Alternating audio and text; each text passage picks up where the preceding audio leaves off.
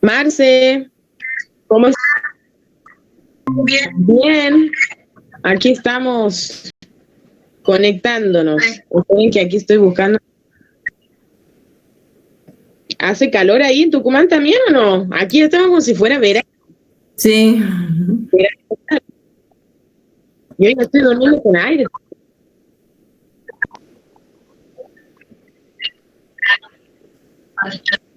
Ah, pero en Tucumán llueve un montón toda la hora.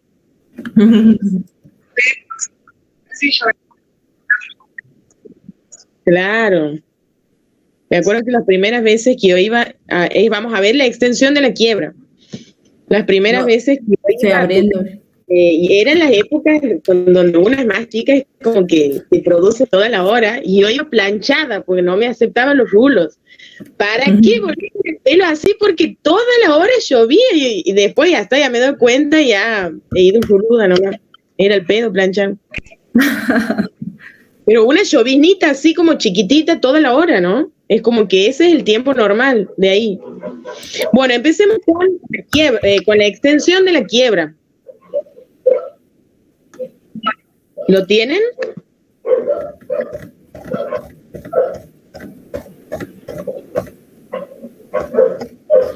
Acuérdense que ayer yo les había dicho más o menos qué es lo que era la extensión de la quiebra. La misma palabra lo dice, la quiebra se está extendiendo a alguien más. O Sí. sea, alguien más está por ser declarado en quiebra por culpa de alguien, ¿entiendes? O sea, hay una quiebra principal y hay otra persona a la que se le declara la quiebra de forma accesoria porque a la principal se le ha declarado, ¿entienden?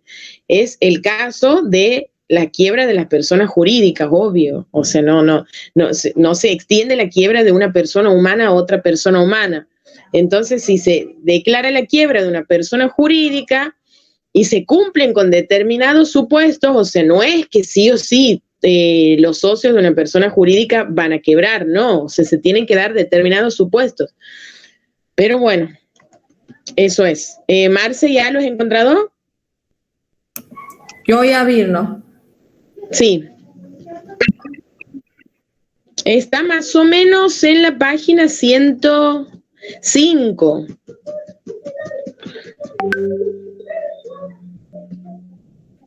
Que dice extensión de la quiebra.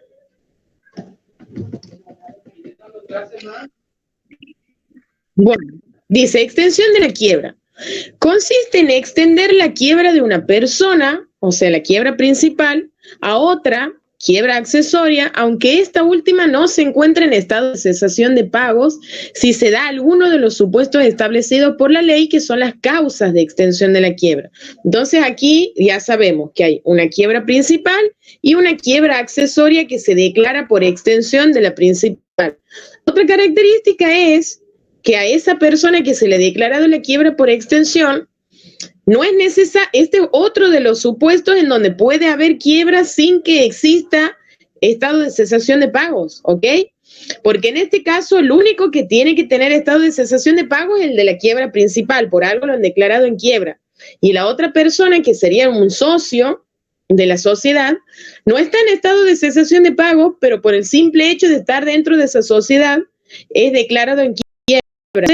Acuérdense de la bolilla 1 o la bolilla 2, que yo les decía cuál es el presupuesto para que una persona sea declarada en quiebra o en concurso, que es que se encuentra en estado de cesación de pago. Ahora, ¿cuáles son los 4 supuestos en los que se puede haber quiebra o concurso sin que la persona esté en estado de cesación de pagos? Habíamos dicho, el concurso en caso de agrupamiento, cuando se hacía un acuerdo preventivo extrajudicial, cuando se declaraba la quiebra aquí en la Argentina de una persona que tenía una quiebra declarada en el extranjero, y este es el caso de la extensión de la quiebra. Un socio que no está en estado de cesación de pagos, pero que es declarado en quiebra por formar parte de una sociedad que ha sido quebrada, ¿ok?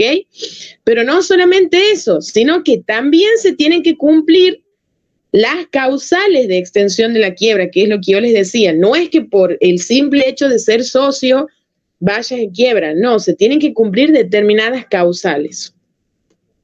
Por lo tanto, dice, mientras en la quiebra principal el presupuesto esencial para la declaración de la quiebra y el estado de cesación de pagos, en la quiebra accesoria los presupuestos esenciales son la declaración de una quiebra anterior, o sea, de la quiebra principal, y la existencia de alguna causal de extensión de la quiebra, ¿ok? Entonces esas dos cosas son los requisitos que se tienen que cumplir para que una persona sea declarada en quiebra por extensión. Bueno, la extensión de la quiebra tiene por objeto responsabilizar a aquellas personas que tuvieron incidencia en la quiebra principal, o sea, alguien que ha tenido que ver algo en ese estado de cesación de pagos. A ver, pueden haber, capaz que eran socios que malgastaban los fondos de la sociedad, ¿entiendes? Y capaz que por culpa de ellos, la sociedad ha entrado en un estado de cesación de pagos y por eso ha ido a la quiebra. Entonces, si ellos han tenido algo que ver con esto, con la quiebra de la sociedad, ahí se los hace responsables por eso, ¿ok? Dice, logrando así ampliar las expectativas de cobro de la quebrada principal. Claro, o sea, al sumarse también el patrimonio de los quebrados por extensión, se hace más grande el patrimonio porque se suma el patrimonio de los otros y los acreedores de la empresa quebrada tienen más posibilidades de ver satisfechos sus intereses. ¿Cuáles son las causales de la extensión de la quiebra? Estas son las causas, o sea, los casos que se tienen que dar para que la quiebra se extienda a otra persona. La extensión de la quiebra puede provocarse por, primer caso, por quiebra refleja, artículo 160 de la Ley de Concursos y Quiebras, dice, la quiebra de una sociedad implica la quiebra de todos los socios que tengan responsabilidad ilimitada, ¿ok? Entonces nosotros ya sabemos que si no somos socios de una sociedad, si somos socias con responsabilidad ilimitada de una sociedad, y si la sociedad entra en quiebra, nosotros también vamos a estar quebradas por extensión porque justamente tenemos responsabilidad ilimitada. Obviamente que si hemos visto sociedades, sabemos que, o sea, no se va a tocar nuestro patrimonio si es que sí alcanza con el patrimonio de la sociedad. O sea, la responsabilidad ilimitada de los socios tiene efecto cuando el patrimonio de la sociedad es insuficiente para cubrir con las deudas de la sociedad. Entonces, si alcanza para pagar todas las deudas con el patrimonio social, no atacan el patrimonio mío como socia. Pero en cambio, si no alcanzan con el patrimonio de la sociedad para pagar las deudas, ahí recién van a atacar mi patrimonio y bueno, porque yo tengo una responsabilidad ilimitada. Bien. Entonces, efectos. Se aplica el sistema de masas separadas. Es decir, se conforma una masa integrada por un activo y un pasivo de la sociedad fallida y tantas masas como socios fallidos por la extensión hubiera. Sobre el activo de cada socio concurrirán sus acreedores y los acreedores de la sociedad. Pero los acreedores de los socios no pueden cobrarse del activo de la sociedad. ¿Qué quiere decir esto? Entonces, solamente estamos en un tipo de quiebra por extensión, después vamos a ver otros, ¿no? Entonces, este es el caso en donde se extiende la quiebra a los socios que tienen responsabilidad ilimitada. Cuando pasa eso, aquí se separan los patrimonios, por eso dice se aplica el sistema de masas separadas. ¿Qué quiere decir? No es que porque los otros también sean declarados en quiebra se haga un solo patrimonio, no, cada uno va a tener el suyo, o sea, la sociedad quebrada va a tener su propio patrimonio con sus activos y sus pasivos y cada uno de los socios va a tener su propio patrimonio con sus activos y sus pasivos, o sea que si son 10 socios quebrados por extensión van a haber 11 masas porque son la de los 10 y más la número 11 que es la de la sociedad. Entonces cada uno va a tener sus propios acreedores y le van a pagar a sus propios acreedores con su propio patrimonio. Y los acreedores de la sociedad sí pueden atacar el patrimonio de los socios de la sociedad, pero los acreedores de los socios de la sociedad no pueden atacar el patrimonio de la sociedad, ¿ok? O sea que la sociedad no responde por la deuda de sus socios. En cambio, los socios sí responden por la deuda de la sociedad porque ellos eran los que la manejaban. Bien. ¿Cuál es la situación del socio con responsabilidad ilimitada que se retiró o fue excluido de la sociedad? La quiebra de la sociedad únicamente se extenderá cuando la fecha de inicio de la cesación de pagos de la sociedad fuera anterior al retiro o exclusión del socio. Pero no deberá responder por todas las deudas de la sociedad, sino por aquellas que ya existían a la fecha de la inscripción del retiro o exclusión en el registro público. Si el retiro nunca se inscribió, deberá responder por todas las deudas de la sociedad. ¿Qué quiere decir? ¿Qué pasa si una sociedad ya estaba en estado de cesación de pagos y un socio de la sociedad se ha ido, ya sea porque se ha retirado o porque ha sido expulsado de la sociedad? En ese caso, o sea, nosotros pensaríamos, bueno, ya está, como ya se ha ido, no tiene que responder por nada. Pero no, como es un socio con responsabilidad ilimitada y como se ha ido cuando la sociedad ya estaba en estado de cesación de pagos, se lo va a hacer que vuelva para que responda por todas las deudas que existían en el momento en el que él estaba, pero solamente va a responder por las deudas hasta el momento en el que él ha inscrito su fecha de retiro, ¿ok? Por eso es muy importante, si te vas de una sociedad, inscribir la fecha, porque si la persona que se ha ido no ha inscrito la fecha en la cual se ha ido, entonces va a responder por todas las deudas sin límite de fecha alguna, ¿ok? Entonces, si el socio con responsabilidad ilimitada se ha ido, ya sea porque se ha retirado o porque ha sido excluido dentro del dentro del estado de cesación de pagos, tiene que responder, como tiene responsabilidad ilimitada, si es que la sociedad ha sido quebrada, tiene que responder por las deudas de la sociedad hasta el momento en el que ha inscrito la fecha de retiro. Si no, responde por un tiempo indeterminado. Ahora, la quiebra del socio, no sé por qué no le he hecho con más espacio, pero bueno, la quiebra del socio con responsabilidad ilimitada provoca la extensión de quiebra a la sociedad. No, aunque se declare la quiebra de todos los socios, ello no implica la extensión de la quiebra a la sociedad. Eso es lo que yo les decía, o sea, si uno de los socios de la sociedad, o sea, en su vida personal, es declarado en quiebra, no se le puede extender la quiebra del socio a la sociedad. O sea, la sociedad nunca va a quebrar por culpa, o sea, nunca va a quebrar por extensión de la quiebra de un socio. En cambio, sí puede pasar al revés, o sea, un socio sí puede quebrar por extensión de la quiebra de la sociedad. Bien.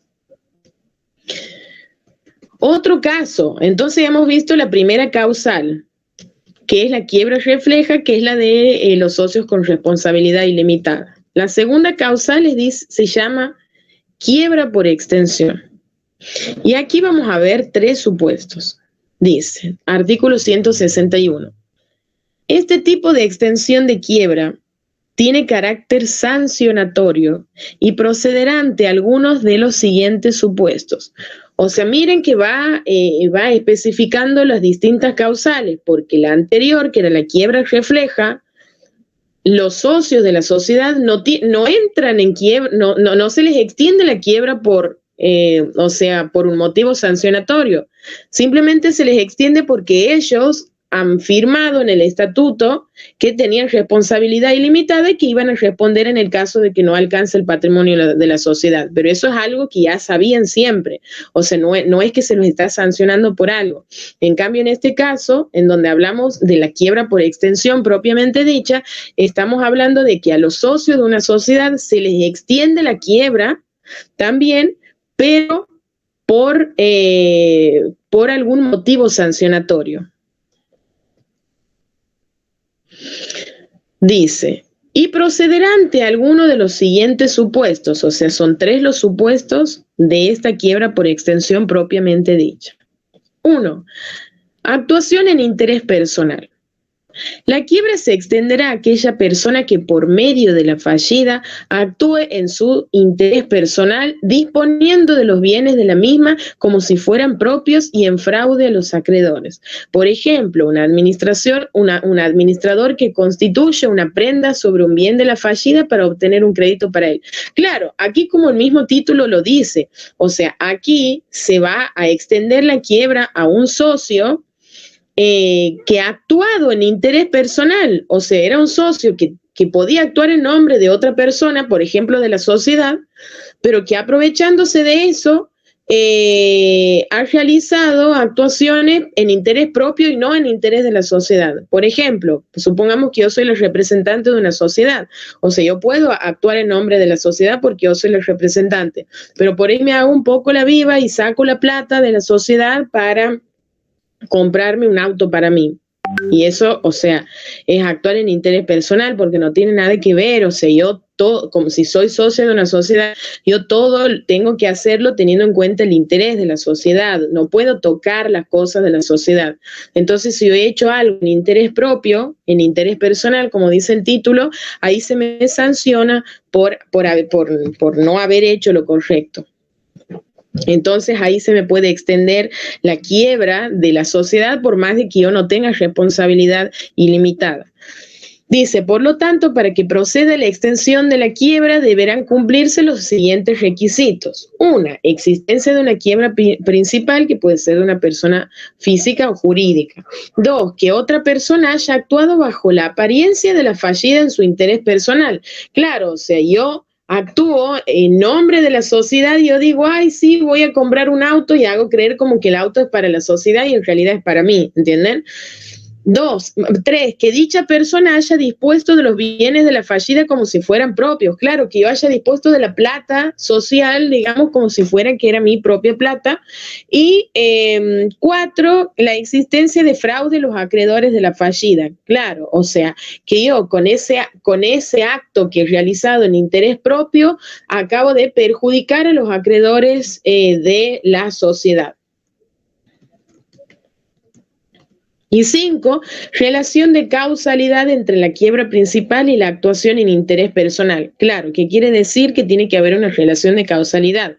O sea, que la otra persona, o sea, que la sociedad haya entrado en estado de cesación de pagos y haya sido declarada en quiebra por culpa de mi mala administración.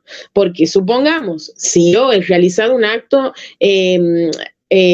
o sea, en interés personal, pero no ha habido ningún perjuicio en la sociedad, no ha sido declarada en quiebra, no ha entrado en ninguna crisis económica, ahí no pasa nada, ¿entienden?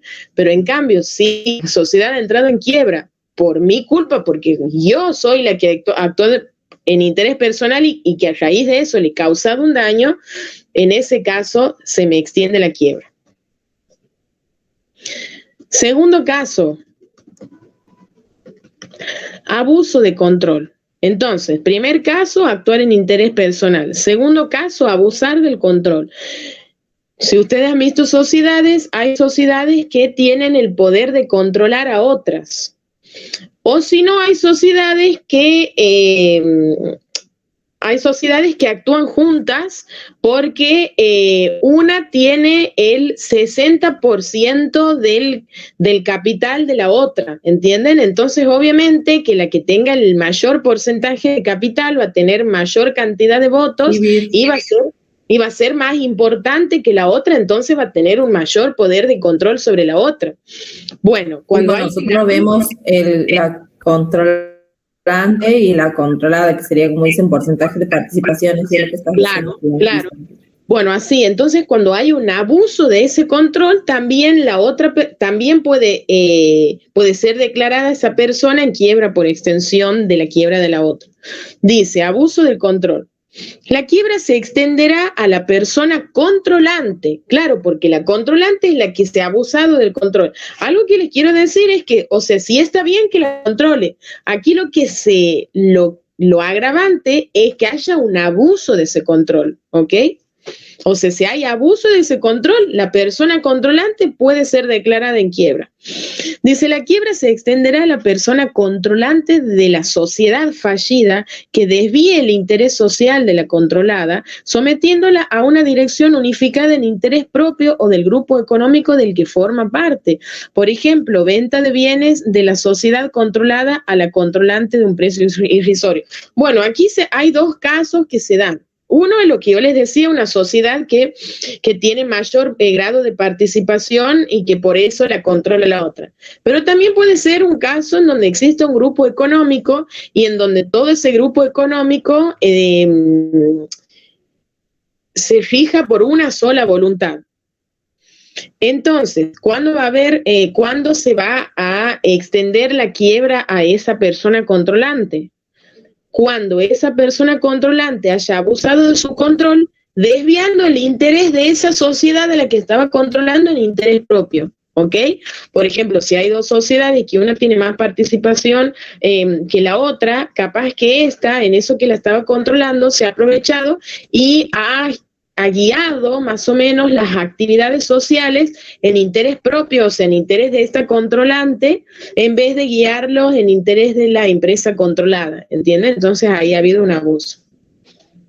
Entonces la controlante puede entrar en quiebra. Dice, por lo tanto, para que proceda la extensión de la quiebra, deberán cumplirse los siguientes requisitos. 1, la existencia de una quiebra principal de una sociedad controlada.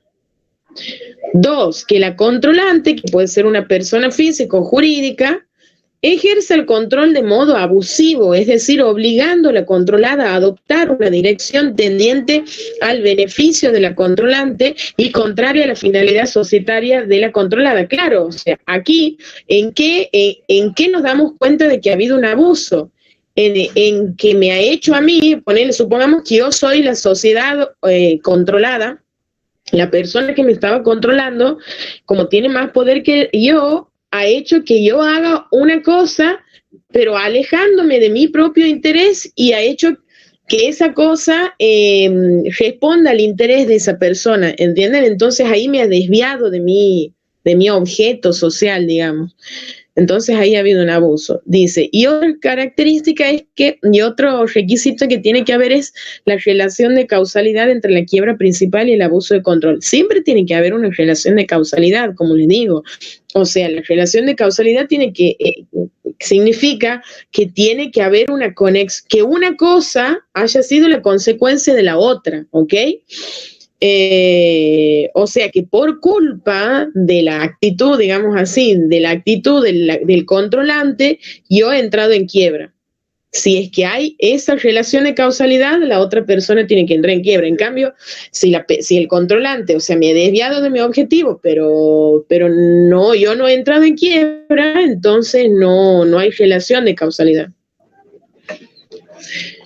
Dice, aclaración, es importante destacar que al estar permitido en nuestra legislación el control societario, eso es lo que yo les decía, el solo hecho de la quiebra de la controlada no habilita a extender la quiebra automáticamente a la controlante. Claro, o sea, como está permitido el control, no significa que si entra en quiebra una va a entrar en quiebra la otra. No, aquí se le extiende la quiebra a la otra por haber abusado de ese control y que por culpa de ese abuso de control se ha declarado la quiebra a la otra. Dice, entonces, vuelvo a leer, dice, es importante destacar que al estar permitido en nuestra legislación el control societario, el solo hecho de la quiebra de la controlada no habilita a extender la quiebra automáticamente a la controlante. Para que la extensión proceda deberá configurarse un control abusivo, lo que les decía. Ahora bien, ¿cuándo estamos en presencia de una persona controlante? El mismo artículo 161, inciso 2, explica qué debe entenderse por persona controlante y dice, son dos supuestos. Uno, aquella persona que en forma directa o por intermedio de una sociedad a su vez controlada, posee participación que otorgue los votos necesarios para formar la voluntad social. Por ejemplo, en la sociedad A, que es la controlante, posee una determinada cantidad de acciones de la sociedad Z controlada, las cuales le otorgan el 51% de los votos al momento de adoptar decisiones en la asamblea ordinaria. Claro, o sea, una sociedad que participa dentro de la otra y que tiene una mayor cantidad de votos dentro de la otra, entonces por lo tanto tiene más peso que la otra, por eso la controla. Ese es un caso. Y el otro caso es, dice, cada una de las personas que actuando conjuntamente poseen voluntad poseen participación que otorgue los votos necesarios para formar la voluntad social. Por ejemplo, cuando varias sociedades forman parte de un grupo económico, se entiende que todas responden a la misma voluntad, por ende están controladas por esta. Claro, el otro caso que yo les decía de que todas formen parte, bueno, vuelvo a explicar lo mismo porque esto lo he escrito yo con mis palabras. En donde formen parte de un grupo económico, como yo les decía, y siempre que uno forma parte de un grupo económico responde a una misma voluntad. Entonces, esa voluntad sería la que nos controla el resto del grupo. Entonces, ahí también estamos hablando de una sociedad controlante. Por ejemplo, o sea, hay grupos económicos, o sea, yo no me sé los nombres de los grupos que existen en la realidad, o sea, yo les pongo ejemplos nomás. Pero el típico ejemplo que yo les ponía la otra vez o les voy a poner el ejemplo del aceite. Creo que un grupo económico es Vicentín, si no me equivoco, que tiene como una empresa de aceite, una empresa de otra cosa, claro, pero supongamos que la de aceite es como la dueña del grupo, ¿entiendes? Porque sí o sí, no es que están todos en relación de igualdad, sí o sí hay uno que es como más poderoso que el resto de los que están en el grupo. Entonces, generalmente ese es el que manda dentro del grupo, ¿entiendes? O sea, y ese es el que tiene la voluntad y todos lo siguen a esa empresa más grande dentro del grupo. Es como cuando pasa en la vida cotidiana que siempre dentro de un grupo de amigos hay uno que es como más líder que el resto. Bueno, así pasa en el mundo comercial.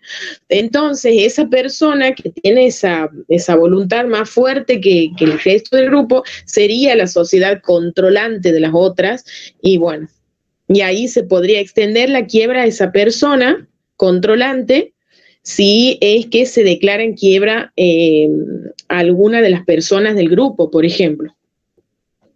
Aquí no pasa, ya vamos a hablar de los grupos económicos, pero aquí no pasa como en el concurso, que en el concurso, no sé si se acuerdan, sí o sí, si una de las empresas del concurso entraba en un concurso preventivo, las otras también entraban dentro del concurso, aunque no estén en estado de cesación de pago por formar parte del mismo concurso. Aquí no pasa lo mismo. Aquí, si quiebra alguna de las empresas del grupo, las otras no entran en quiebra. Solamente puede entrar en quiebra si es que si es que controlaban a esa empresa que estaba y han hecho un abuso de control, ¿entienden? Bueno, y el tercer caso, entonces, primer caso, dentro de la quiebra por extensión es actuar en interés personal, abuso de control de la sociedad controlante. Y el tercero es confusión patrimonial inescindible. ¿Qué quiere decir? ¿Qué significa confusión patrimonial inescindible? Cuando hay dos patrimonios que por alguna razón no se los puede separar. Entonces, como que se genera una confusión porque vos no sabes qué cosa es de uno y qué cosa es del otro. Entonces, ahí decimos que hay una confusión patrimonial inescindible. Dice, cuando los patrimonios de distintas personas, humanas o jurídicas, se confunden, siendo imposible su delimitación precisa, es lo que yo les decía, o sea, es imposible decir qué es de una y qué es de otra, o sea, hay una confusión. En ese caso, la quiebra se extenderá a la otra. Claro, como no se puede delimitar el patrimonio, no se lo puede dividir y no se puede decir esto es mío, esto es tuyo. Si yo entro en quiebra, bueno, vos también porque tenemos un patrimonio confuso, sería. Por lo tanto, para que proceda la extensión de la quiebra, deberán cumplirse los siguientes requisitos. La existencia de la quiebra principal, o sea, en todos los casos sí o sí tiene que haber una quiebra principal, después la accesoria y después una relación de causalidad y así. Bueno, existencia de la quiebra principal, que el patrimonio de la fallida, en este caso, se confunda con el patrimonio de la otra persona, que dicha confusión comprenda tanto el activo como el pasivo, o al menos la mayor parte de ambos, y que sea imposible la separación de esos patrimonios, o sea, inescindible. Inescindible vendría a significar como imposible separarlos a los patrimonios. Por eso se llama confusión patrimonial inescindible. Bueno, ahí hemos terminado con eso. Vamos a los actos procesales. O sea, hasta aquí he explicado en qué caso se extiende la quiebra. Ahora vamos a ir a qué se tiene que hacer cuando hay casos de quiebra por extensión. ¿Hasta aquí está claro? Como que sentido que después de la bolilla de ayer y de la de antes de ayer, esto está súper light, digamos. Sí, la verdad que sí. Se entendió. Sí. Bueno, actos procesales. Seguimos en la quiebra por extensión, pero vamos a ver la parte del trámite. Competencia. ¿Quién es el juez competente para actuar en las quiebras de las personas a las que se les ha declarado la quiebra por extensión? Será competente para decidir la extensión el juez que haya intervenido en la quiebra principal. O sea, es el mismo juez de la quiebra principal. Pero si se declara la extensión, conocerá en todas las quiebras el juez competente de la quiebra que a simple vista posea el activo más importante. Bueno, ahí he puesto un ejemplo larguísimo, pero ¿qué quiere decir? Si una persona ya estaba en quiebra, o sea, una persona jurídica, supongamos, y después el juez a través de una resolución judicial, porque todo tiene que ser a través de una resolución, no es que se da por hecho y decimos, ay, vos has entrado en quiebra por extensión, no, o sea, el juez en una resolución dice, esta persona acaba de ser declarada en quiebra por extensión de esta otra quiebra y después de haber probado que ha pasado tantas cosas, que son las causales. Entonces, ¿quién es el que va a decidir si se extiende o no la quiebra? El mismo juez de la quiebra principal. Ahora, una vez que se decide la extensión, o sea que las otras personas ya están quebradas por extensión, va a intervenir el juez de la empresa que tenga el activo más alto. ¿Ok?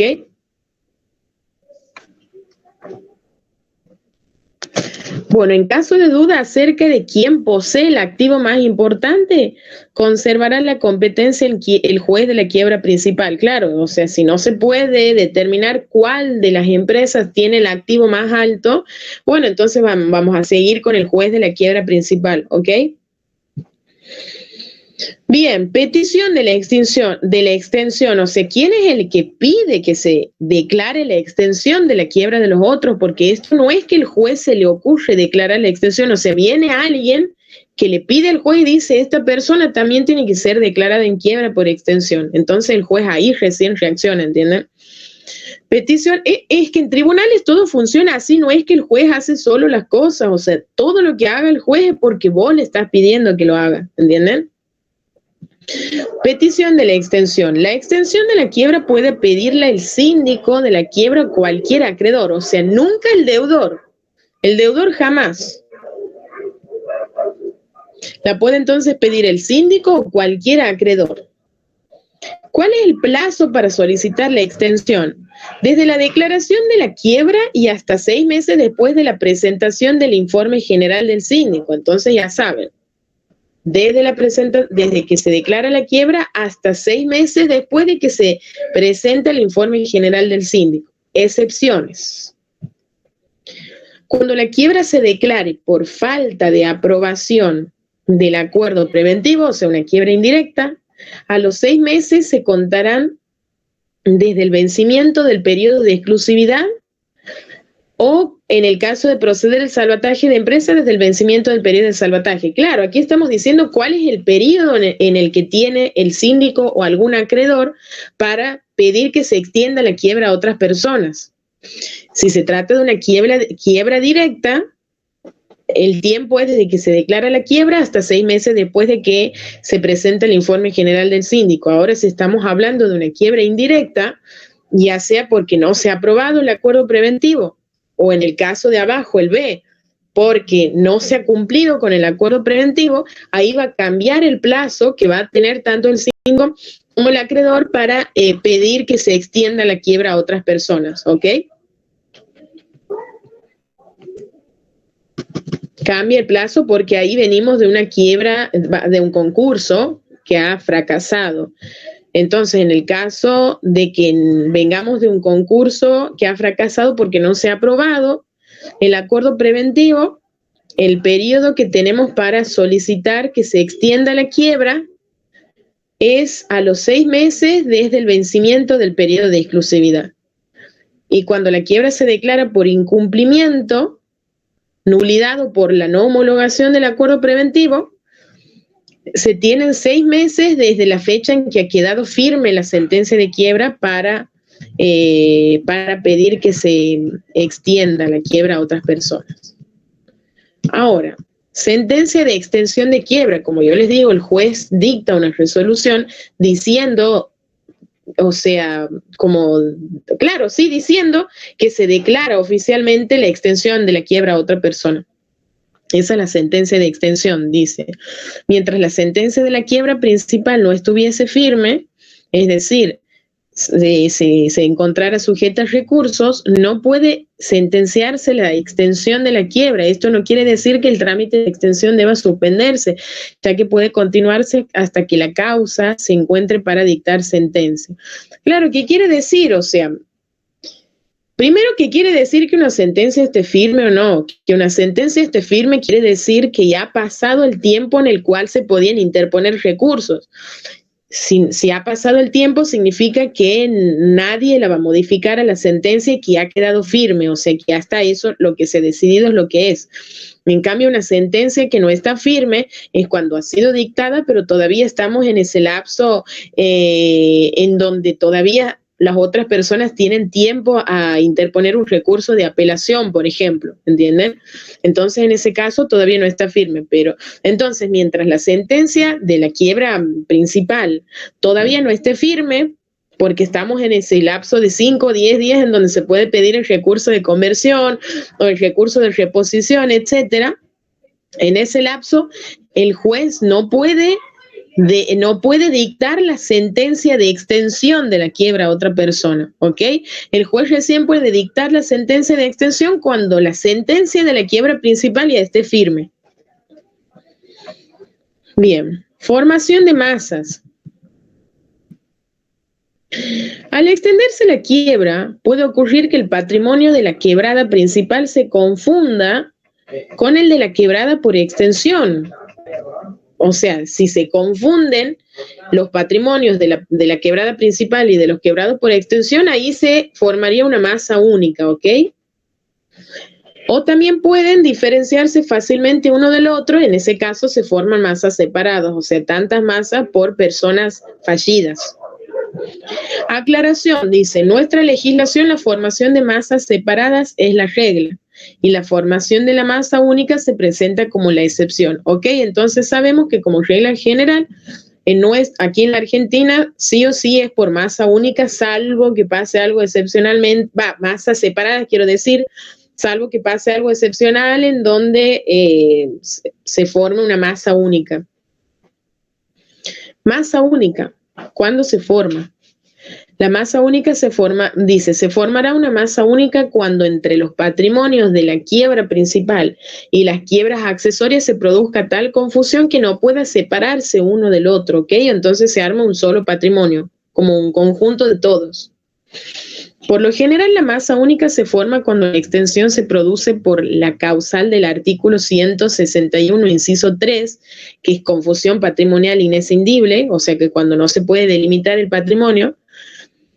Sin embargo, también se formará una masa única cuando la extensión se haya producido por las causales del inciso 100 del artículo 161, inciso 1, actuación en interés personal, e inciso 2, abuso de control provocando una confusión patrimonial inescindible.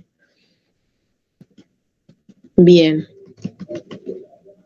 O sea, que se forma una masa única cuando hay un caso de confusión patrimonial inescindible y también cuando cuando la persona actúa en interés personal.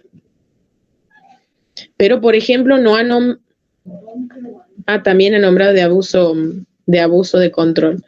Pero, por ejemplo, no hay patrimonio, o sea, ¿cómo se llama? Una masa única en el primer caso de la quiebra refleja, o sea, cuando se trataba de la quiebra de las personas con responsabilidad ilimitada. Bien. A ver. Claro, aquí está. El primer supuesto de quiebra por extensión que hemos visto, la quiebra refleja, que es cuando se les extiende la quiebra a los socios con responsabilidad ilimitada, ahí se aplica el sistema de masas separadas. En cambio, los otros, en donde hay confusión patrimonial inescindible, actuación en interés personal y abuso de control, procede el sistema de masas únicas. De masa única, en realidad, porque es una sola. Bueno. luego de ordenada la conformación de masa, ¿hasta ahí le van entendiendo? Bien. Luego de ordenada la conformación de masa única, deberá sumarse todo el activo de los distintos fallidos a fin de formar un solo activo liquidable sobre el que concurrirán todos los acreedores sin preferencia entre ellos, excepto el acreedor privilegiado respecto del bien sobre el que recae el privilegio, acreedor hipotecario respecto del bien hipotecario. Claro, o sea, los acreedores privilegiados con garantías reales, como por ejemplo con hipoteca o con prenda, siempre van a ser privilegiados en todos los casos, aunque se declare la quiebra por extensión de sus fallidos, aunque se confunda el patrimonio, o sea, ellos siempre van a estar privilegiados. Jamás, voy a ser redundante, pero jamás se les va el privilegio, ¿entienden? Entonces, por más de que dos personas se les junte el patrimonio porque una ha sido declarada en quiebra por extensión por la otra, nosotros diríamos, bueno, cheque bajón porque la otra va a tener que pagar deudas de la otra y así, y bueno, pero se forma un solo patrimonio, se suma un solo activo y todos los acreedores, o sea, se suman todos los acreedores de una y todos los acreedores de la otra van a concurrir de forma igual, ¿entienden? Como si fueran todos de la misma persona. Ahora, los únicos que no van a concurrir de forma igual son los acreedores hipotecarios o prendarios, porque como tienen ellos el privilegio, pueden pedir en cualquier momento que se venda su bien, o sea, el bien que está grabado con la hipoteca o con la prenda, y cobrarse primero que todos y ya desvincularse, ¿entienden? Dice, en estos casos en que la masa patrimonial de ambos se unifica, quien tuviese un crédito contra ambos fallidos o sea, deudores solidarios, por la misma causa concurrirá una sola vez por el importe mayor verificado. Claro, ¿qué quiere decir? Hay personas que tienen deudas contra las dos personas que han sido quebradas. Entonces, como en ese caso se forma una sola masa, hacemos como si fuera que es una sola quiebra, entonces esa persona, por más de que haya sido acreedora de las dos, va a concurrir, o sea, va a sumar todo el crédito y va a concurrir por ese crédito en esas quiebras en donde hay solo patrimonio. Ahora vamos a lo de las masas separadas. En los supuestos en donde no se produzca la confusión patrimonial, se considerarán separadamente los bienes y las deudas de cada fallido. O sea, cada acreedor tiene su activo y cada acreedor le paga las deudas a sus propios acreedores. Eso serían las masas separadas. O sea, no hay confusión ni nada. Dice, cada acreedor cobrará en la quiebra de su deudor y con los remanentes de cada masa separada se formará un fondo común que es una masa remanente para ser distribuidos entre los acreedores no satisfechos en proporción a sus créditos y sin considerar los privilegios. ¿Qué quiere decir? Si hay masas separadas, pero acuérdense que estamos hablando de quiebras por extensión, cada fallido le va a pagar con su propio patrimonio los créditos a sus propios acreedores. O sea, ninguno va a pagar con plata ajena a los acreedores de los otros.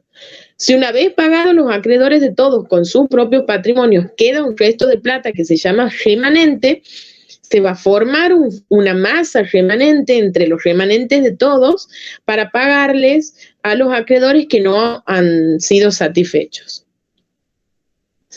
Excepción, si existiera un remanente de la quiebra principal, los acreedores de las quiebras accesorias no pueden cobrarse de dicho remanente. Claro. Ahora, si queda un remanente de la quiebra principal y no queda de un remanente de los quebrados por extensión, los quebrados por extensión no se pueden servir de ese remanente de la quebrada principal. En cambio, si es al revés, sí. Grupos económicos. Extensión de la quiebra. Esto es corto, dice, la quiebra de un miembro del grupo económico no habilita la extensión de dicha quiebra al resto de los miembros del grupo. La extensión de quiebra entre los miembros del grupo solo procederá si se cumple con alguno de los supuestos enunciados en el artículo 161, que sería actuación en interés personal, abuso de control o confusión patrimonial inescindible. O sea que si hay un grupo económico y una de las empresas del grupo entra en quiebra, no entran en quiebra los otros, salvo que se den algunos de los casos de quiebra por extensión, que es actuar en interés personal, abusar del control, si sos controlante, y que haya una confusión patrimonial inescindible. Hemos terminado con este tema de la quiebra por extensión. Esto sería lo que tienen que imprimir si es que ya han impreso lo otro. Bueno, bien. Después esto de responsabilidad de terceros sí estaba, o sea que son 2 o 3 hojas lo que tienen que imprimir nada más. Responsabilidad de terceros. La quiebra, ya no hablamos más de la extensión, hemos pasado a otro tema. La quiebra genera numerosas responsabilidades al fallido y a ciertos terceros. La quiebra produce daño a los acreedores del fallido consistente en la insatisfacción total o parcial de su crédito. Claro, aquí ¿qué quiere decir? Que porque una persona está quebrada le produce el daño a sus propios acreedores. ¿Cuál es el daño? De no pagarles el crédito que ellos están exigiendo, ¿ok? Bien, entonces ahí cuando una persona es quebrada se le genera una responsabilidad de tener que pagar. Bueno, entonces de nuevo, la quiebra genera numerosas responsabilidades al fallido y a ciertos terceros, o sea que hay ciertas personas que van a tener que responder por ese daño que se ha causado. Después la quiebra produce daño a los acreedores del fallido consistente en la insatisfacción total o parcial de sus créditos. Por eso se establece que quienes han contribuido a causar el daño deben contribuir a su reparación, ¿ok?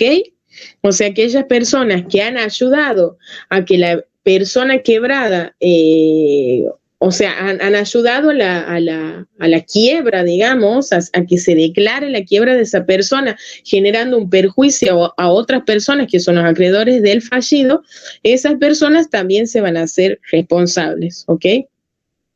Bueno, por lo tanto, si no hay daño, o sea, ¿cuál es el daño aquí? El daño sería la insuficiencia del activo liquidado para satisfacer íntegramente los créditos. O sea, no es que hay un daño moral ni un daño físico, no. Aquí el daño se ve reflejado en que el fallido no tiene la plata o no tiene el activo suficiente como para pagarles a sus acreedores. Y eso muchas veces no solamente puede ser por culpa del propio fallido, sino también por culpa de otras personas que han incidido en el patrimonio del fallido y que por culpa de esos, el fallido no tiene plata y no tiene para pagarle a los acreedores. Entonces, ahí en ese caso los otros son responsables de eso que han hecho, ¿ok? Dice, por lo tanto, si no hay daño, o sea, si no hay insuficiencia del activo liquidado para satisfacer íntegramente los créditos, si no hay acreedores o si han sido desinteresados por algún modo de conclusión no liquidativo de la quiebra, no hay responsabilidad de terceros, ¿ok? O sea que solamente van a responder los terceros cuando haya daño. ¿Y cuando hay daño? Cuando el patrimonio del fallido no alcanza para pagarle a los acreedores. Entonces, por más de que el tercero haya hecho macana, pero si ya se les ha pagado todo el crédito a los acreedores, o si sí alcanza el patrimonio del fallido, o si no hay acreedores porque nadie se presenta a solicitar la verificación de sus créditos, en ese caso, los terceros obviamente que no tienen responsabilidad. Los mecanismos concursales de responsabilidad patrimonial de terceros para mejorar el activo repartible son las ineficacias falenciales, las extensiones de la quiebra, la responsabilidad de representantes y la responsabilidad de otros terceros que sean representantes o no. O sea, aquí les hago como un pantallazo de cuáles son los mecanismos que se tienen en la quiebra para poder recuperar o aumentar de alguna forma el patrimonio, el activo de la persona fallida. Nosotros, como ya hemos visto, las acciones por excelencia para recuperar lo que se nos ha ido son las ineficacias valenciales, que son las acciones del artículo 118 y 119 que pueden ser interpuestas si esas acciones que pueden ser declaradas ineficaces han sido cometidas dentro del periodo de sospecha, ¿se acuerdan? Les hago acordar porque esto es fundamental. Entonces, a través de las acciones de ineficacia falenciales, que son las acciones de ineficacia de pleno derecho y las acciones de ineficacia por conocimiento de terceros, que son las de la ley concursal, o las acciones de fraude o simulación, que son las del derecho común, a través de la interposición de estas acciones nosotros podemos recuperar bienes que habían salido del patrimonio del fallido dentro del periodo de sospecha. Entonces, esa es una forma de recuperar el activo. Otra forma es extendiendo la quiebra, como hemos visto hace rato, a través de otras personas. O sea, en ese caso, en donde se extiende la quiebra, obviamente que se mejora la situación de los acreedores de la empresa fallida, porque al extenderse la quiebra se suma al patrimonio de la fallida, el patrimonio de los otros quebrados por extensión. Entonces se le aumentan las posibilidades de ver satisfechos sus intereses a los acreedores. Y después, otros dos mecanismos para mejorar el activo son los casos que estamos por ver ahora, que es la responsabilidad de representante, que es cuando se hacen responsables personas por esa quiebra, que pueden ser representantes de la fallida o responsabilidad de otros terceros que sean representantes o no. Acciones de responsabilidad patrimonial. Fíjense que cada acción, no confundan las acciones, ¿no? Y hemos visto a lo largo de la materia que hay acciones de recomposición del activo, que son las que declaran ineficacia los actos. Después hay acciones de separación de bienes, ¿se acuerdan? De que los terceros que eran dueños de esas cosas las querían recuperar para que no sean vendidas. Y aquí estamos viendo acciones de responsabilidad patrimonial. O sea, estamos queriendo hacer responsables a otra persona que no sea el fallido por lo que ha hecho, por el daño que le ha causado a los acreedores del fallido. Responsabilidad de representantes. ¿Quiénes son responsables? Representantes, administradores, mandatarios o gestores de negocios de persona humana o jurídica, o sea, toda persona que actúa en nombre de otra. Por ejemplo, si hay una sociedad y yo soy la representante de una sociedad, yo también yo puedo responder como representante por el daño que le he causado por mi mala gestión a la sociedad. O si no, puede ser una persona humana, por ejemplo, que ustedes me contraten a mí para hacer alguna gestión de algo y yo las representaba a ustedes en esa determinada gestión y que por mi culpa le he generado un daño patrimonial a ustedes y por eso sus acreedores ya no pueden cobrar. Entonces, en ese caso, yo como representante o como administradora del patrimonio de ustedes o como mandataria, etcétera, puedo tener una responsabilidad patrimonial. ¿Está claro hasta ahí? Bueno, dice, ahora, ¿por qué? Entonces, ¿quiénes son los responsables? Representantes, administradores, mandatarios y gestores de negocios. Ahora, ¿por qué? Porque dolosamente han producido, facilitado, permitido o agravado la situación patrimonial de su deudor o su insolvencia. O sea, ya con la palabra dolosa les estoy diciendo que son personas que lo han hecho a propósito, o sea, que han perjudicado el patrimonio de la persona a la cual estaban representando a propósito. ¿Ok? Bien. Si no está algo claro, me dicen, ¿no? Bien, bien. Entonces, sí o sí dolosamente, o sea, no puede ser por error, no, que dolosamente ese representante o administrador o gestor de un negocio tuyo, ya sea persona humana o jurídica, haya producido a propósito, o sea, con dolo, haya producido o facilitado o permitido o agravado tu situación patrimonial o tu insolvencia. O sea, que ha tenido una cuota de participación en tu quiebra, ¿ok? En tu estado de cesación de pagos. Ahora, ¿qué es lo que tiene que hacer esa persona por haber contribuido a que vos estés en estado de cesación de pagos? Tiene que indemnizar los perjuicios causados. La indemnización debe ser plena, es decir, deben restituir la situación al estado anterior al hecho dañoso, ya sea por el pago en dinero o en especie. ¿Qué quiere decir? Entonces, si yo como representante de ustedes he hecho que ustedes entren en una crisis económica grandísima y que por eso vayan a la quiebra y que encima he hecho que pierdan gran cantidad de su patrimonio y que no tengan plata para pagarle a sus acreedores, yo, y siempre que lo haya hecho yo con dolo, yo tengo que pagarles una indemnización a ustedes. Tengo que pagarles una indemnización plena. ¿Qué quiere decir? Tengo que hacer que vuelva la situación a como estaba antes. En este caso, como es algo económico, por ejemplo, si ustedes han perdido 3 millones de pesos, yo tengo la obligación de darles 3 millones de pesos. Eso significa plena, ya sea en dinero o en especie. O sea, si no tengo 3 millones de pesos en dinero, les voy a dar algún bien que valga 3 millones de pesos. ¿Ok? Bueno. Dato importante, para que sean responsables, debe haber una relación de causalidad entre el daño y el hecho realizado por el sujeto pasivo. Se entiende por daño la insuficiencia del activo liquidado para satisfacer íntegramente los créditos. Si no hay insuficiencia de activos o los acreedores fueron desinteresados mediante algún modo de conclusión no liquidativo, la acción no procederá. Claro, o sea, para que se pueda interponer la acción patrimonial para que ese tercero sea responsable y pague la indemnización, sí o sí tiene que haber un daño. ¿Cuál es el daño? Que el patrimonio del fallido sea insuficiente para pagar los créditos de los acreedores. O sea que si no existe ese daño, no se le puede interponer esta acción de responsabilidad.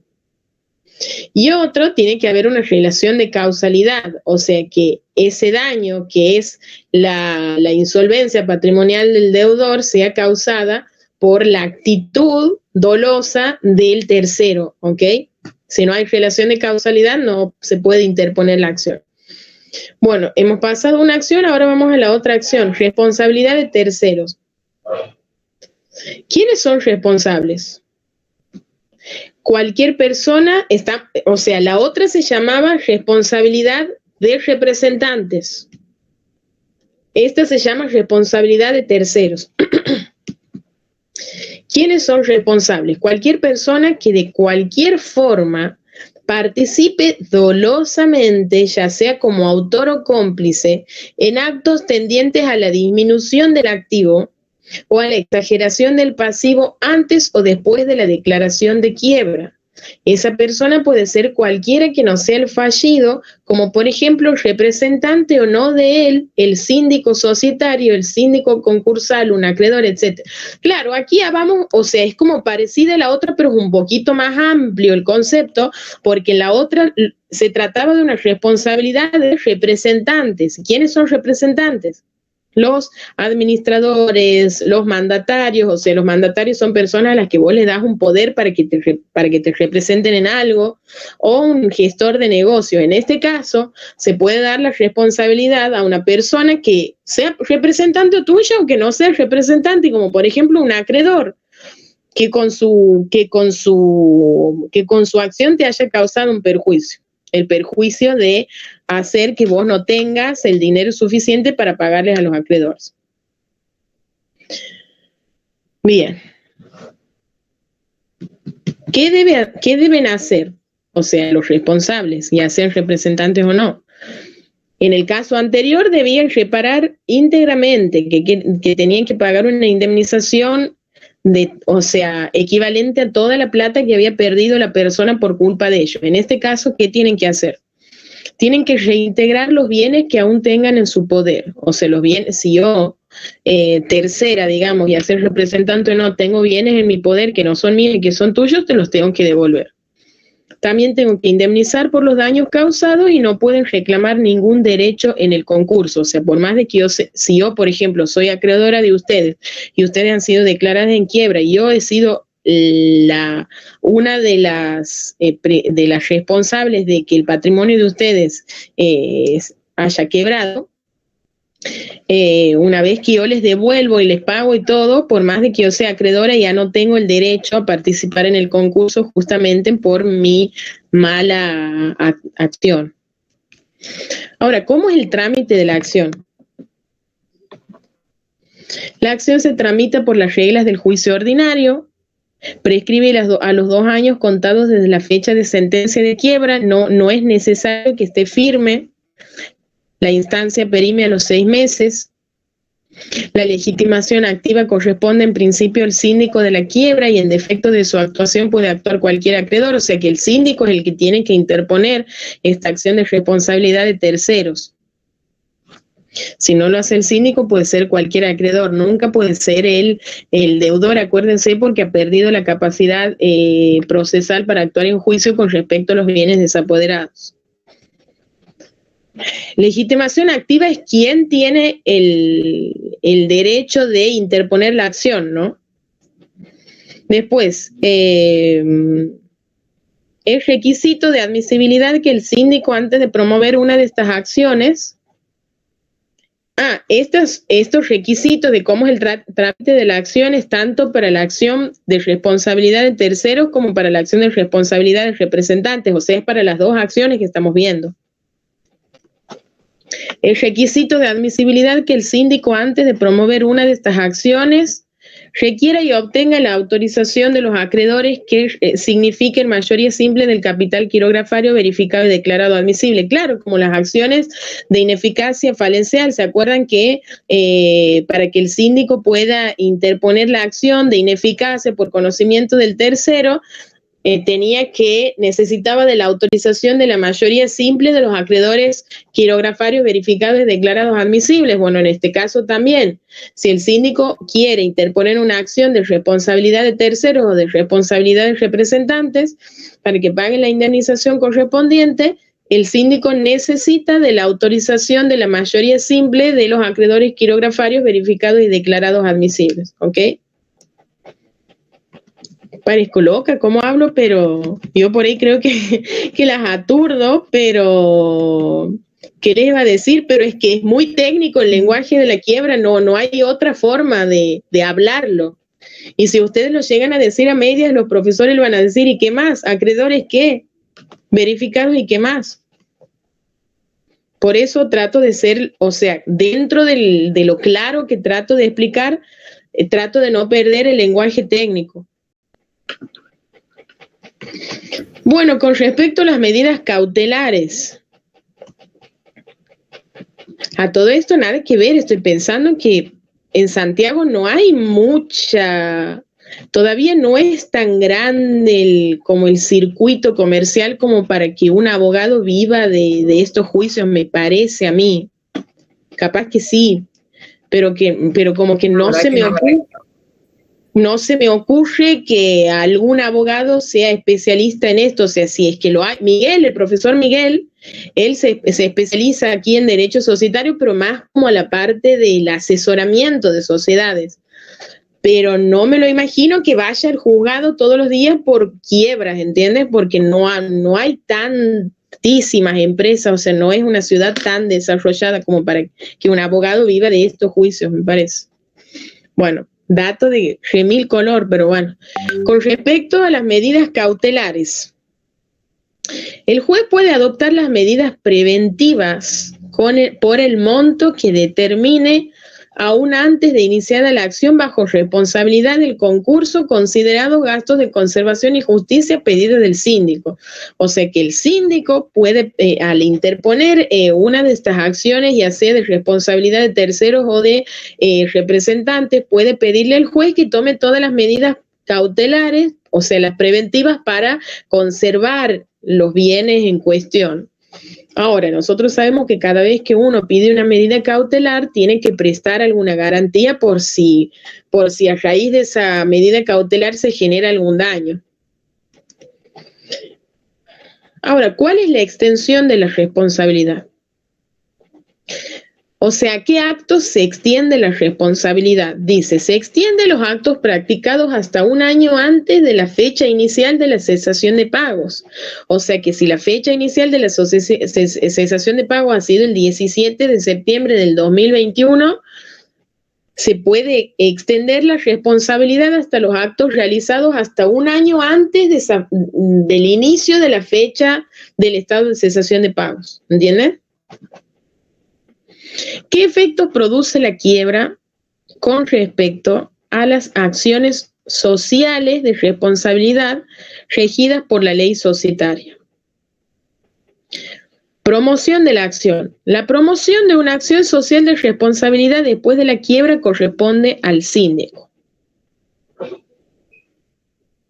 Bien. Volvamos entonces. ¿Cuál es la...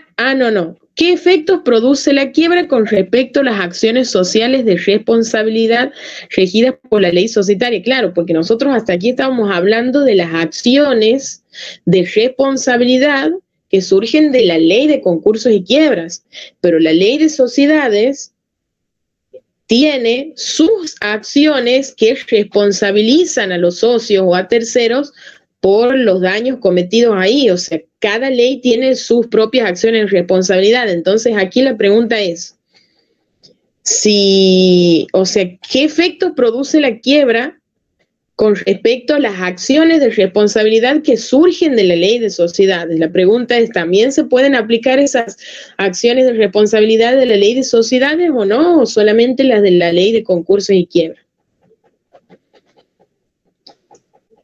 Promoción de la acción, dice. La promoción de una acción social de responsabilidad después de la quiebra corresponde al síndico, o sea que no quedan, o sea que sí se puede promover las acciones de responsabilidad social, pero aquí dice que la promoción de la acción de responsabilidad promoción de una acción social de responsabilidad después de la quiebra corresponde al síndico. O sea, el síndico es el que después de la quiebra tiene que, o sea, puede interponer estas acciones de responsabilidad que surgen de la ley de sociedades. Los sujetos pasivos son los socios limitadamente responsables, los administradores, los síndicos o los liquidadores. ¿Qué son sujetos pasivos? Los sujetos pasivos son las personas que pueden ser demandadas por algo, ¿ok? En este caso, ¿quiénes son los que pueden ser demandados por las acciones de responsabilidad que surgen de la ley de sociedades? Los que pueden ser demandados son los socios que tengan responsabilidad limitada, los administradores, los síndicos o los liquidadores. O sea, ellos los puede demandar el síndico para que respondan por el daño que han causado. Siempre que se trate del síndico para iniciar una acción social o para continuarla, necesita de la autorización de los acreedores que presenten la mayoría simple del capital quirografario verificado y admisible. En caso de inacción del síndico, lo puede hacer cualquier acreedor interesado, aquí el socio de la fallida. Claro. Esto se les hago una aclaración porque en todas las acciones que hemos visto, ya sean las de ineficacia concursal o en estas que son de la responsabilidad de terceros o de representantes, ya sabemos que el síndico es el que tiene la legitimación para interponer esas acciones porque el fallido, les vuelvo a aclarar, les vuelvo a hacer acordar que el fallido no tiene la potestad para actuar en juicio porque está desapoderado. Entonces, el fallido el síndico es el que inicia todas estas acciones en vez del fallido. Pero el síndico no lo puede hacer solo, entonces sí o sí, antes de iniciar estas acciones, necesita de la autorización de la mayoría simple de los acreedores quirografarios verificados y declarados admisibles. Ahora, como en todos los otros casos también, si nos toca un síndico lento, dormido, que no hace las cosas a tiempo, cualquier acreedor interesado puede interponer la acción. A ver, no sé si se acuerdan, en los otros casos era un poco más específico esto, que decía que los acreedores podían, si es que el síndico no interponía la acción, los acreedores lo podían intimar para que la haga, y si pasados los 30 días después de haber sido intimado no lo había hecho, ya estaban posibilitados para interponer la acción cualquiera de los acreedores. Bueno. 2. Prosecución de la acción. Si existen acciones ya iniciadas con anterioridad, continúan ante el juzgado del concurso. ¿Cuál es la diferencia entre promoción y prosecución? Promoción significa que estamos iniciando una acción de cero, o sea, por primera vez. Y prosecución significa que había una acción que ya estaba iniciada y que el síndico la puede continuar. ¿Ok? Entonces, en este caso, para que les quede claro de nuevo, estamos hablando de las acciones de responsabilidad que surgen de la ley de sociedades. El síndico, o sea, aparte de interponer las acciones de responsabilidad de la ley de concurso y quiebra, también puede interponer las acciones que surjan de la ley de sociedades. Y hace rato hemos hablado de cuando el síndico inicia una acción de cero, o sea, promueve. Y ahora estamos por hablar de cuando el síndico continúa con una acción que ya estaba iniciada. Dice, si existen acciones ya iniciadas con anterioridad, continúa ante el juzgado del concurso. O sea, si habían acciones iniciadas con anterioridad que surgían de la ley de sociedades, se las va a trasladar al juzgado del concurso, ¿ok? O sea, aquí hay un fuero de atracción. El fuero del concurso atrae esos juicios que estaban en los otros juzgados para aquí. Si la parte actora es un socio, actor es el que inicia la demanda, ¿no? Si la parte actora, o sea, el demandante sería, si el demandante es un socio, el síndico puede optar entre hacerse parte coadyuvante en los procesos en el estado en que se encuentren o mantenerse fuera de ellos y deducir las acciones que correspondan al concurso por separado. Si la parte actora, o sea, si la demandante es la sociedad ahora fallida, solo puede ser continuada por el síndico teniendo en cuenta el desapoderamiento de la misma. Claro, esto es simple, o sea, si la fallida es la que había demandado esa acción que estamos hablando, que viene de la ley de sociedades, como la fallida está desapoderada, el síndico es el único que tiene, que puede continuar esas acciones. En cambio, si la parte demandante era un socio de la fallida, el síndico o puede hacerse parte e ir y participar a la par del socio, digamos, o si no puede mantenerse fuera de ese juicio, digamos.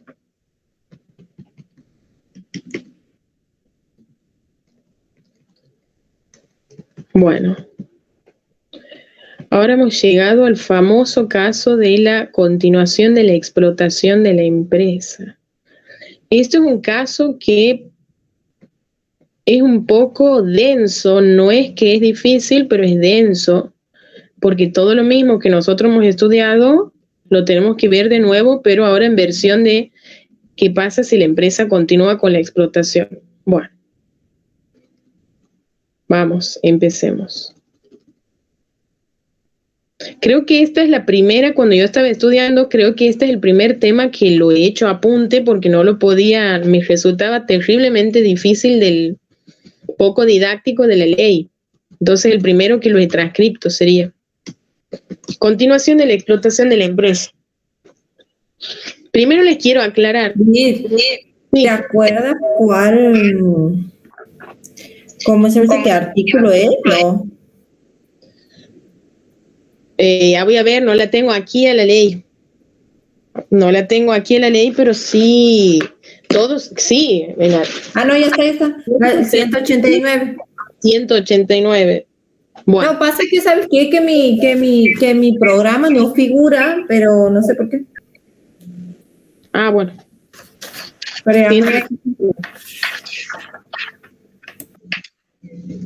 No, pero igual es un tema fundamental, ¿no? Sí, o sea, siguiendo lo que después de responsabilidad de terceros, o sea, todo lo que has dado, ser el responsable del representante de tercero, la extensión, aquí está. Está. Ahí está. No, perdón, me he confundido. No, o sea, no lo tengo, porque después, como te digo, dice la extensión, el trámite, responsabilidad entre los socios y otros responsables.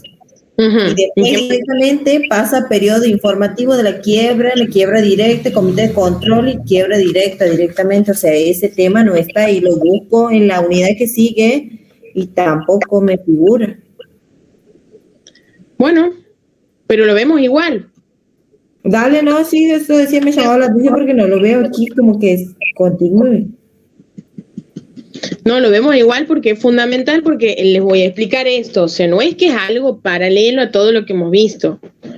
Cuando una sociedad entra en quiebra, lo normal es que la sociedad muera, que quiere decir, deje de funcionar ya. O sea, ya se corren a todos los trabajadores, todos los bienes son incautados, son trabados, son incautados, después se los lleva a vender y punto. O sea, por más de que el procedimiento sea largo, cuando una empresa ya es declarada en quiebra, desde ese momento ya no funciona más. O sea, se apagan las luces del local y listo, queda muerta la empresa hasta que se vende todo. Pero excepcionalmente hay casos en donde el síndico, que es el contador de este proceso, en donde el síndico considera que es más redituable que la empresa no se apague, o sea, que la empresa continúe funcionando hasta que llegue el momento de liquidar los bienes, ¿ok? Entonces, este es el caso de continuación de la explotación de la empresa.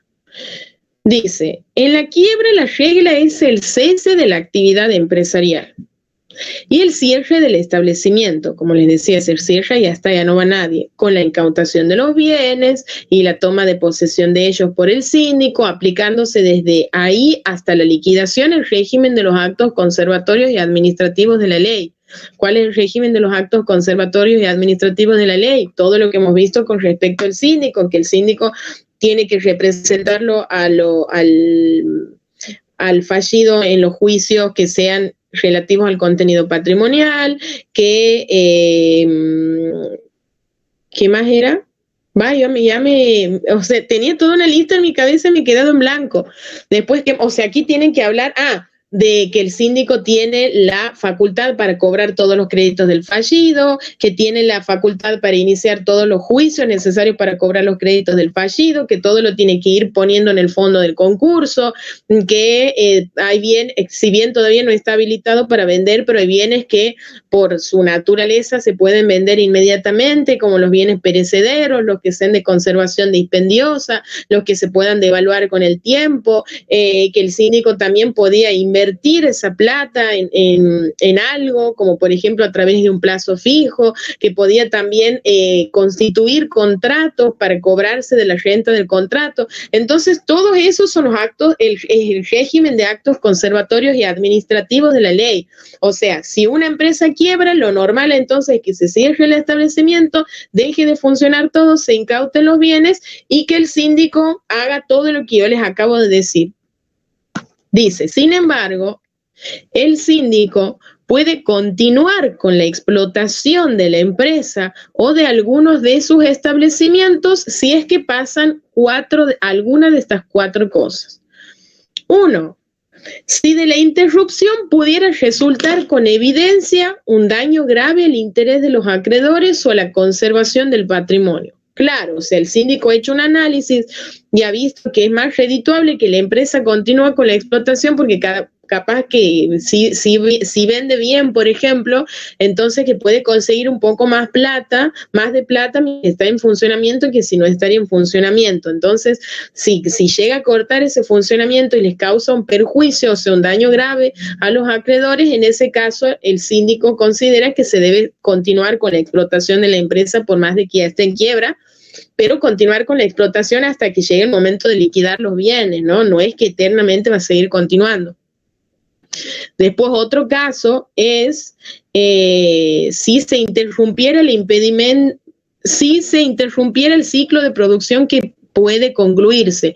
Claro, supongamos que se trata de una empresa, no sé, que se dedica al cultivo de plantas, que sé lo que se me ocurre, y eso tiene todo un procedimiento, es todo un proceso. Entonces, si a nosotros justo es declarada esa empresa de plantas, si justo es declarada en quiebra, y todavía no ha terminado el proceso de formación de las plantas de esa temporada, ponele, no da que se corte la actividad de la empresa. Entonces, en ese caso, el síndico considera que hay que continuar con la explotación de la empresa. Después también si se entiende que el emprendimiento resulta económicamente viable, claro, o sea, cuando el síndico se da cuenta de que si la empresa continúa con la explotación, genera más plata de que si estuviera muerta, digamos. Y el cuarto caso dice, si se puede conservar la fuente laboral de los trabajadores de la empresa. Es decir, que también la conservación de la fuente de trabajo habilita la continuación inmediata de la explotación de la empresa o de algunos de sus establecimientos. Sí. Bueno, ¿qué pasa? ¿Cuál es el último caso? Es cuando los propios trabajadores de la empresa que está quebrada le piden por favor, que quieren trabajar un poquito más porque quieren seguir cobrando ese sueldo, aunque sea por 3 meses más porque no tienen otro trabajo. Entonces le dicen, por favor, que no se corte la explotación de la empresa porque queremos trabajar, o sea, hacemos que está quebrada, pero queremos trabajar hasta que llegue el momento de vender todos los bienes. Entonces, en ese caso, también puede ser que se decida continuar con la explotación de la empresa para mantener la fuente laboral de los trabajadores de la empresa.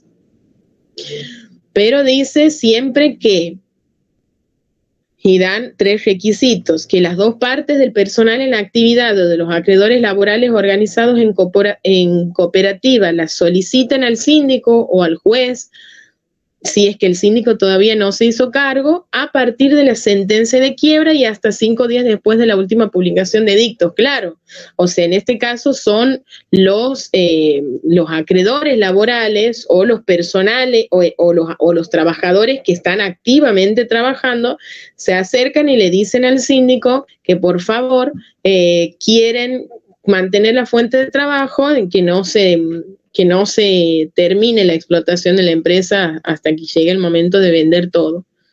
Pero tiene que ser las 2/3 partes del personal en actividad.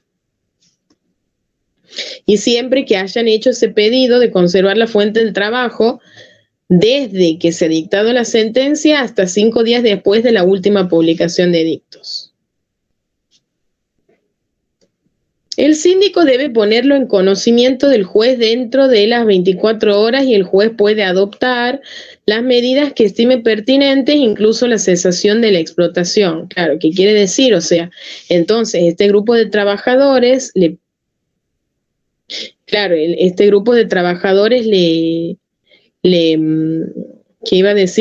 comunican al síndico que quieren continuar con eso, entonces el síndico le tiene que avisar al juez. Bien, entonces, ¿qué pasa? Sabemos que se trata de un caso excepcional, que se puede dar por 4 casos. 1, porque los trabajadores quieren conservar la fuente de trabajo. 2, porque el síndico considera que es económicamente viable. 3, porque todavía no ha terminado, digamos, el ciclo de una actividad productiva. Y 4, porque se causaría un perjuicio a los acreedores si es que se termina con la actividad. Después de eso, el síndico tiene que avisarle al juez y el juez, o sea, el síndico le avisa al juez de que cree que es conveniente seguir con la explotación de la empresa. A ver, aquí estoy, esperen que me he bajado. Bien, y el juez tiene 24 horas, o sea que tiene un día nomás para tomar todas las medidas necesarias e incluso el juez puede decidir que no se continúe con la explotación. Nosotros sabemos que siempre el que tiene la palabra final es el juez. Bien. Si la solicitud es hecha por una cooperativa en formación, la misma debe regularizar su situación en un plazo de 20 días, de 40 días, plazo que puede extenderse si existen razones acreditadas de origen ajeno a su esfera de responsabilidad que impide que se regularice. Claro, porque por ahí, o sea, los que pueden pedir que se conserve la fuente de trabajo son o las 2/3 partes de los trabajadores que estén activos en la empresa, o si no, los acreedores laborales, pero que se encuentren en una cooperativa de trabajadores, ¿entienden?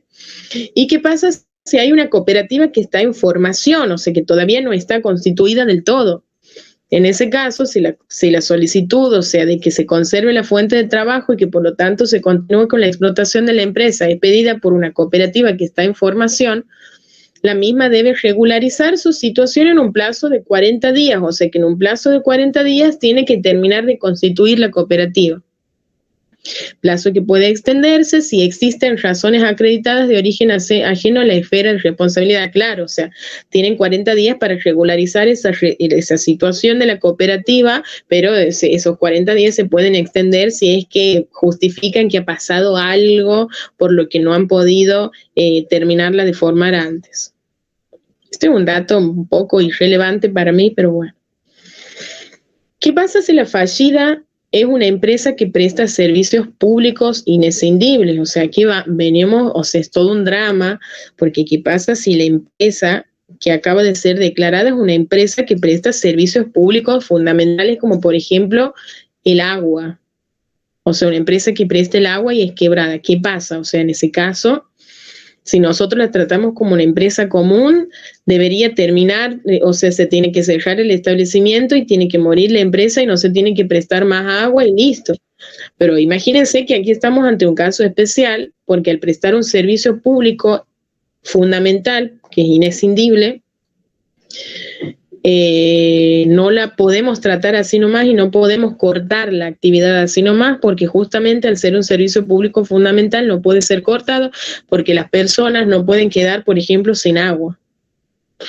Entonces, en este caso, dice la regla, es la continuación inmediata de su actividad empresarial. Claro, en el caso de que la fallida sea una empresa que presta servicios públicos fundamentales, en este caso, la regla es que se continúa con la explotación de la empresa. O sea, así como en el resto de las empresas, lo normal es que no se continúe con la explotación, en este tipo de empresas que prestan servicios públicos fundamentales con la explotación, lo anormal sería que no se continúe. Bien. Esto es así porque el cese abrupto de la prestación de un servicio público produce un daño grave a grandes sectores de la sociedad, claro, o sea, no se puede quedar la gente sin tomar agua. Entonces, excepcionalmente puede cesar la explotación cuando el servicio público no fuese imprescindible o cuando el servicio es prestado por otra empresa. Claro, o sea, excepcionalmente, como les digo, sí puede terminar la explotación de la empresa siempre que el servicio público ya no sea imprescindible o siempre que haya venido otra empresa que empiece a prestar ese servicio, ¿ok?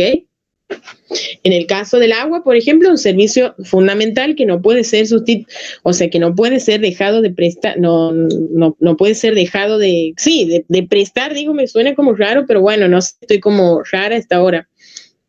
Pero, por ejemplo, si hay o sea, si viene una empresa que presta el servicio de agua, bueno, ahí todo bien.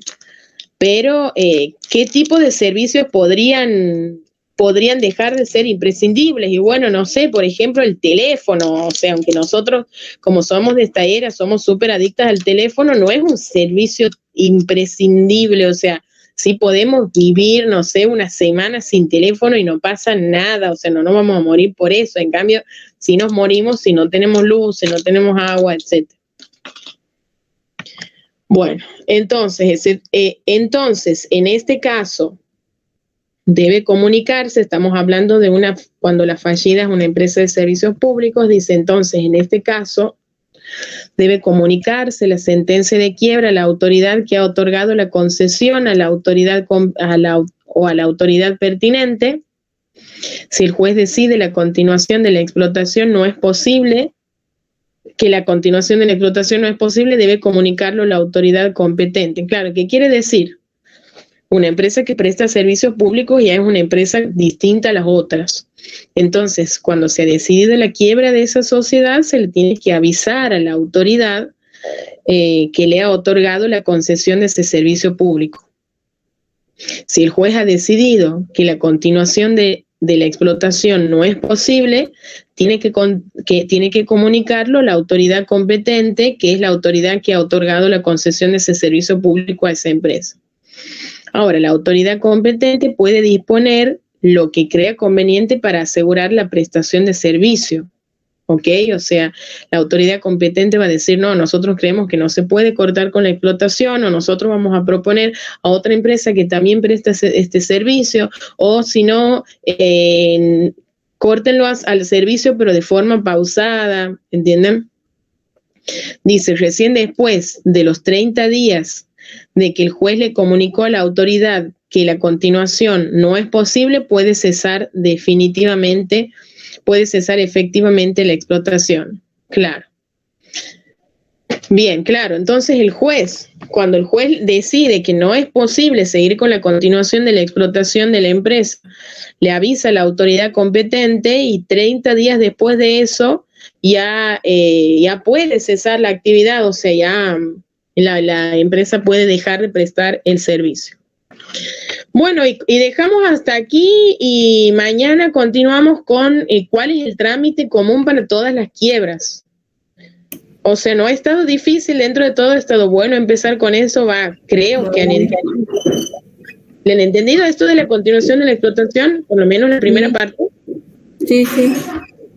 Bueno, continuamos mañana. Bueno. Mañana, bueno, desde este punto. Nos vemos, chicas. Chao, Vi. Bien.